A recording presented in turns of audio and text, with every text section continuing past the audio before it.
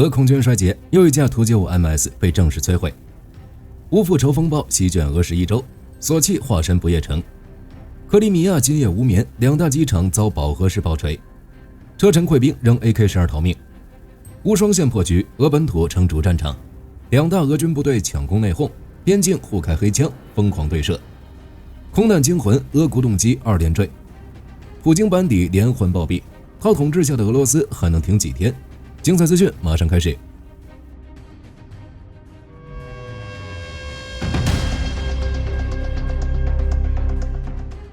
这下真没几架了。大羚羊数据最新发布的报告显示，俄军又一架图95 MS 轰炸机被证实在蛛网行动中摧毁，这凸显了乌军对俄空军基地的打击力度。而现在，乌克兰空军继续在各个战线开展行动，让火力军再次对俄军的防空能力感到怀疑。在俄军先发射103架无人机和4枚导弹袭击乌克兰多地，乌军击落其中90架和1枚导弹后，同日发射数百架无人机袭向包括莫斯科、罗斯托夫在内的俄罗斯11个地区，并用导弹袭击了克里米亚。其中，俄罗斯著名的度假城市索契遭到乌军无人机袭击，紧接着就传出索契国际机场遇袭的消息。从披露的视频看，乌军成功击中了机场附近一个大型油库，画面中该油库不断朝空中喷射巨大火球，在夜间看起来尤其醒目。机场周围也传出了多起巨响。值得注意的是，俄防空系统彻夜处于高度紧张状态，但似乎还是出了事故。据俄军事频道披露，俄军 S-300曾试图拦截空袭，但导弹却发射失败，径直砸向了地面，导致索契机场遭受到了更大的破坏。目前该机场已经取消了所有航班，而大量俄罗斯人蜂拥往地下车库躲。同时，受乌军空袭影响，俄罗斯各大城市的空中交通受阻，已带来了巨大的经济损失。像索契在遭受袭击后，索契的旅游业恐怕会遭受重挫，这应该是几年来索契受俄乌战争影响最大的一次遇袭。之后，俄罗斯克拉斯达诺尔边疆区行政长官康德拉季耶夫发布消息说，因乌军袭击已有2人死亡，另有11人在袭击中受伤。而俄国防部则通报说，俄防空系统在黑海、亚速海以及克拉斯达诺尔边疆区拦截并摧毁了39架乌军无人机。除无人机外，乌克兰空军的战机也如入无人之境，再度闯入俄罗斯领土。据悉，乌军一架米格29在突破俄防空网封锁后，朝库尔斯克的乔特基诺俄军基地投掷了 GBU-39 制导炸弹，俄方的掩体和弹药库遭到重大破坏。而类似的情况已经持续了近2周，俄军的防空系统并没能阻止一切。与之相对的是，俄罗斯在克里米亚的2大空军基地也接连遇袭。据 Ostra 频道报道，乌军无人机群和导弹打向了克里米亚多个俄军军事设施。此役中，乌军率先攻击了塞瓦斯托波尔港及其附近的卡察空军机场，其战术运用虽然老套，但却十分管用，即先用无人机吸引俄防空火力，再动用远程导弹进行精准打击。当地人表示，在机场周围听到了10多起爆炸声，目击者的视频也拍下了基地冒起的浓烟。之后，乌军的导弹和无人机又打向了克里米亚的另一大军用机场贝尔贝克，该机场拉响了防空警报，只是由于俄方下了禁口令，因此具体的战损正在统计中。不过，据说乌军在克里米亚的袭击持续了整整5个多小时，克里米亚俄军当晚肯定没睡好。或许接下来，克里米亚俄军等待的将是一场包含暴风阴影在内的导弹雨。前线方向车臣被暴打，3小时丢阵地。库尔斯克方向在之前战斗中，乌军特种分队与俄罗斯自由军团于深夜时分向据守在苏贾外围的阿赫马特特种部队发起了猛攻。此役中，乌军首度使用波兰提供的战友巡飞弹，打掉了阿赫马特部队弹药库。有意思的是，该弹药库前2天俄总参谋长格拉西莫夫才刚视察过，结果现在短短3小时，网红车臣连人带库被一锅端了。俄自由军团发布的视频显示，阿赫马特士兵在丢下上百具尸体后，纷纷扔掉手中崭新的 AK-12溃逃。据一名被俘的上尉交代称，在听到乌军发起全面进攻后，部队就开始溃逃。其供词之后，还被乌军通讯部队配上俄语字母循环播放，进一步打击了俄军士气。之后，乌军和自由军团士兵又以围点打援战术，使用集束弹药覆盖了前来增援的俄军第810海步旅一个摩步营，将其击溃。乌克兰空军则摧毁了格鲁什科沃镇一个俄军团级指挥部，有力地配合了乌军地面部队向库尔斯克纵深的推进。此外，有隐蔽信源显示，如今乌军高层形成了2种意见，一是加大兵力攻击俄本土，促使俄军回援；另一种是将重心放在红军村，加强对该地区俄军集群反攻。但从如今战斗看，乌军可能更倾向于后者。俄军如今把精锐集团都集中在了顿涅茨克，目的就是想利用红军村的重要性，迫使乌军进行决战。如果硬碰硬，损失必然很大。而反过来，在坚守红军村的同时，攻击俄本土，既能够扩大政治影响，也能够让俄军在回援中陷入运动战的被动。苏梅方向其边境地理定位影像显示，俄军在瓦拉齐涅东南方向有一定进展。俄军事博主称，俄军已占领了该地区，而乌军则在金德拉季夫卡和尤里夫卡周围继续反攻，目前已收复了 8.3 平方公里。值得注意的是，在东北方向的萨德基村附近，战争研究所援引一名隶属于俄北方集团的俄军事博主消息称，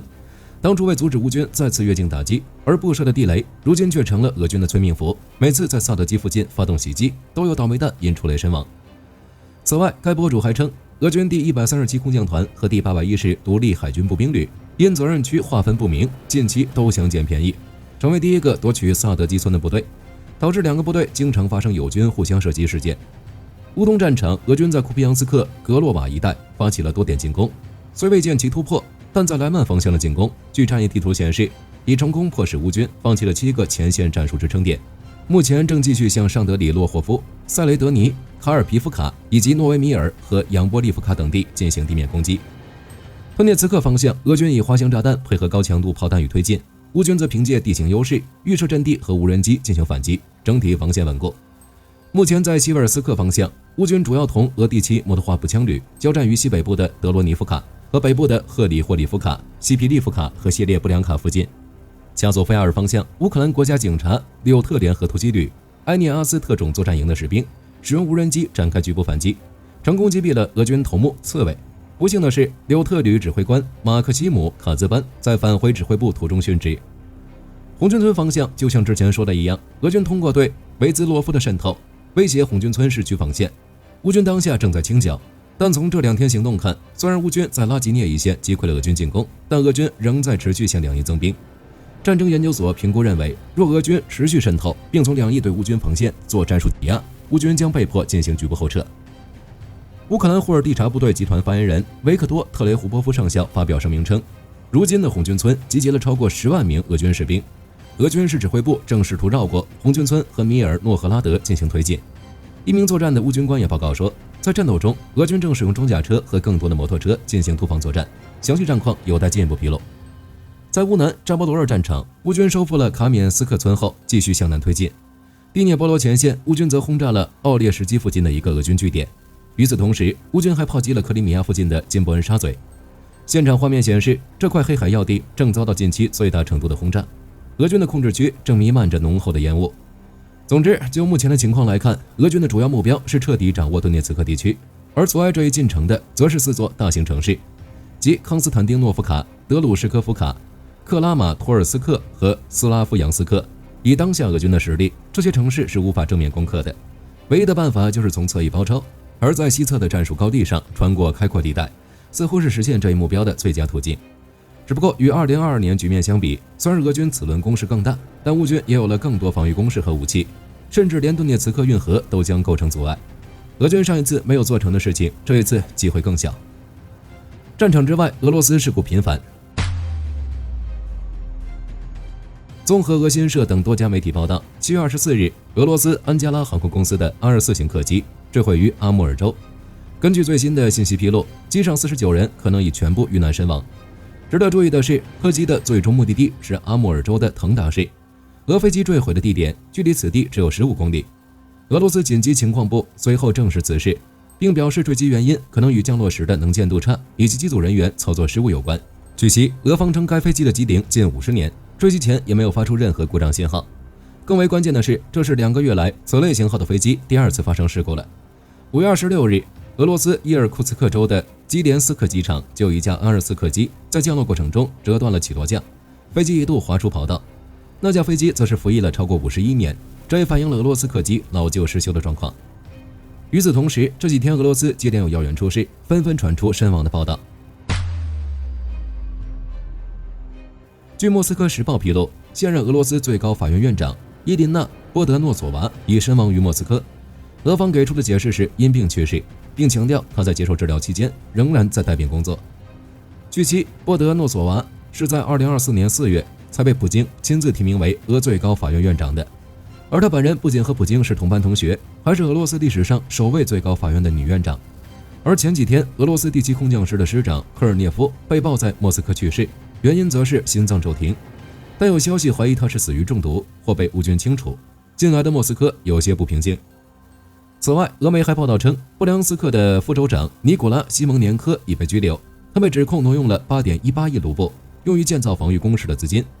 目前，西蒙年科的住所和办公室都遭到了搜查。而布良斯克州是乌克兰重点打击的俄罗斯边境要塞之一，乌军部队也时常攻入当地的森林区，清除俄军的阵地和掩体。此地的防御款项被挪用，影响可见一斑。另一方面，希腊警方还逮捕了亲俄寡头弗拉基米尔·普拉霍特纽克，他曾是摩尔多瓦的重要议员，长期持亲莫斯科立场。在2014年，更是从银行窃取了10亿美元，导致摩尔多瓦12%的 GDP 蒸发。2019年，普拉霍特纽克逃出摩尔多瓦，俄乌战争开始后被西方制裁通缉，现在他终于被希腊警方正式逮捕，等待他的将是法律的审判。其实，无论从战场、俄罗斯内部还是外交来看，俄罗斯都有一种命不久矣的感觉。那在普京统治下的俄罗斯还能走多远呢？今日的俄罗斯，大家觉得像什么？是否像一艘千疮百孔且颠簸于巨浪之下的末日孤舰？自普京2000年首次当选总统至今，已经过去25个年头。在他的掌舵下，俄罗斯这艘巨轮经济复苏，国内中产阶级壮大，俄罗斯民族自豪感浓厚，表面上就给人一种坚如磐石的感觉。但实际上，这一切不过是镜花水月。2000年，普京刚上任时，俄罗斯正处于苏联解体的余战中，国内权力庞大的寡头成了普京最急迫解决的麻烦。于是上台后，他就开始收权寡头，治乱维稳，推行税制改革，提高养老金，甚至在能源价格上涨中营造出了民族复苏的场景。正如一些俄粉所言，普京当时送给俄罗斯人的最大礼物就是稳定。之后，在掌控至高权力下，普京巧妙将俄罗斯民族责任感与强国梦进行了捆绑，一度让其喊出“给我20年，还你一个强大的俄罗斯”的口号。这种叙事让俄罗斯人放弃了对政治的敏锐与警惕，也让普京能够以高民意支持率连续执政，并用对外强硬的外交倾向稳固住了国内基本盘。而且在此过程中，普京他利用欧洲的犹疑与世界的软弱先后出手，如2008年他出兵吞并了格鲁吉亚的南奥塞梯和阿布哈兹，2014年他出兵吞并了克里米亚，2015年他又选择援助阿萨德政权，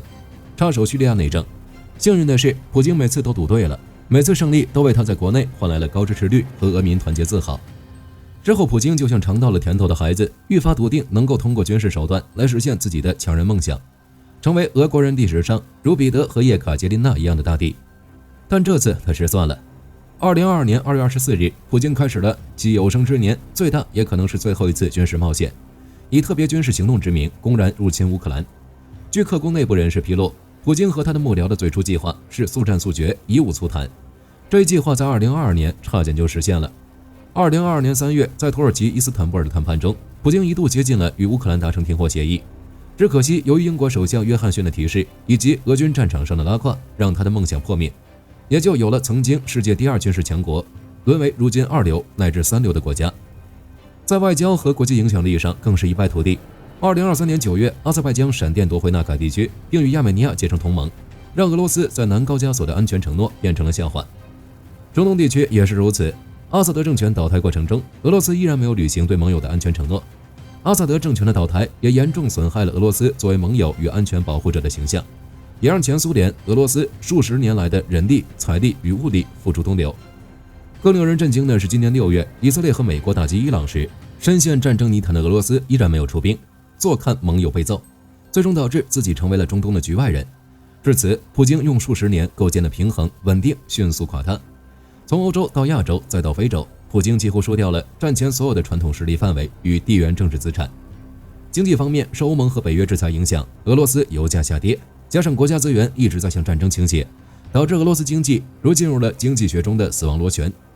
据俄统计局数据显示，俄罗斯第一季度 GDP 的增速仅为 1.4%， 而且还来自战争经济，其他工业、农业等方面的发展都在倒退。通货膨胀率截至6月末仍高达 9.8%， 北约经济学者估计实际数字很可能已达到 40%。 在圣彼得堡国际经济论坛上，俄经济部长西卢安诺夫和央行行长纳比乌林娜直言不讳，俄罗斯经济正处于加速衰退的边缘。更重要的是，北约的高技术封锁导致俄罗斯内部人才外流严重，约有10万名高技术人才和 IT 工程师离开了俄罗斯，其新兴产业基本停滞。总体来看，俄罗斯的国家发展已经失控。此外，由于俄罗斯一直不同意停火，如今美国已开始重新援乌，加上欧洲推出的国防开支5%的武装计划，普京的强外交、弱内政战略已经变得脆弱不堪。这样的俄罗斯还能撑多久？美国对乌克兰的军事支持政策出现重大转变。据法新社报道，在特朗普政府本月稍早一度暂停对乌克兰的武器运输后，美国于23日宣布核准一笔价值3.22亿美元的对乌克兰军售案，旨在强化其防空与装甲能力。这项军售案被视为美国援乌政策从无偿援助转向交易模式的关键信号。美国国防安全合作局表示，此次销售包括价值1.72亿美元的鹰式防空系统相关设备，